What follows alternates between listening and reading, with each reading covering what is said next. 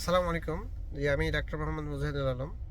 আমার নতুন আরেকটি ভিডিওতে সবাইকে স্বাগতম। আসলে আজকে একটা মজার ঘটনা বলি।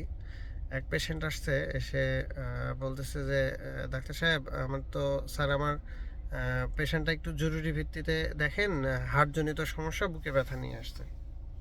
আসলে পরবর্তীতে রুগী গিয়ে দেখলাম, রুগীকে এক্সামিন করে আমার কাছে এটাকে হার্টজনিত ব্যথা মনে হয়নি, এবং পাশাপাশি পরে এটাকে ইসিজি এবং ট্রপনিন আই করে কনফার্ম হলাম যে এটা আসলে হার্টজনিত ব্যথা না।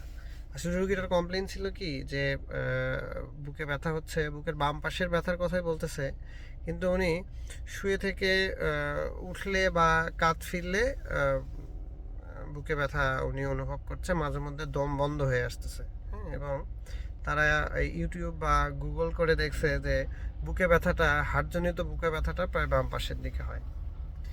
তো তাদেরকে আপাতত ইসিজি এবং ট্রোপনিন আই দেখে আশ্বস্ত করলাম যে এটা হাড়জনিত ব্যথা না।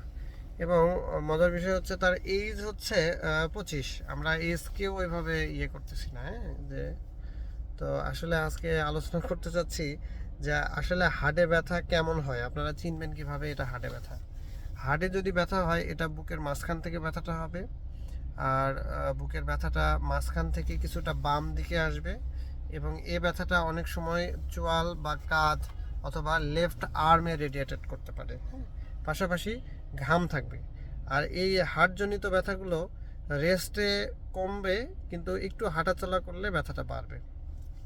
আরও বেশ কিছু কারণ হয়ে থাকে বুকে ব্যথার।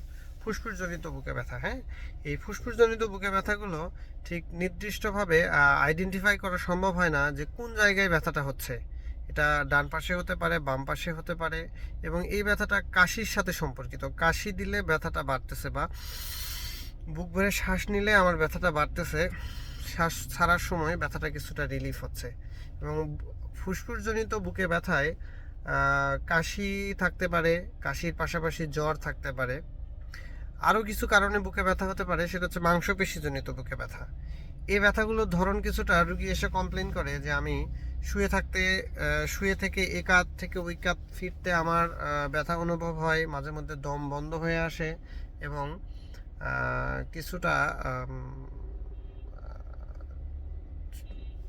দম বন্ধ হয়ে আসে, এবং কিছুটা এক আঙ্গুল দিয়ে আইডেন্টিফাই করে, প্রেস করে আইডেন্টিফাই করা সম্ভব হয় যে এই ব্যথাটা ঠিক কোথায় থেকে উঠতেছে। হ্যাঁ, তো এইসব ক্ষেত্রে অনেকটাই কিছুটা মাসল রিল্যাক্সেন কন্টিনিউ কয়েকদিন একটু মাসল রিল্যাক্সেন, পেইন কিলার এবং পর্যাপ্ত পানি এবং পটাশিয়ামযুক্ত খাবার খেলে এখান থেকে পরিত্রাণ পাওয়া খুবই সম্ভব, খুবই সোজা।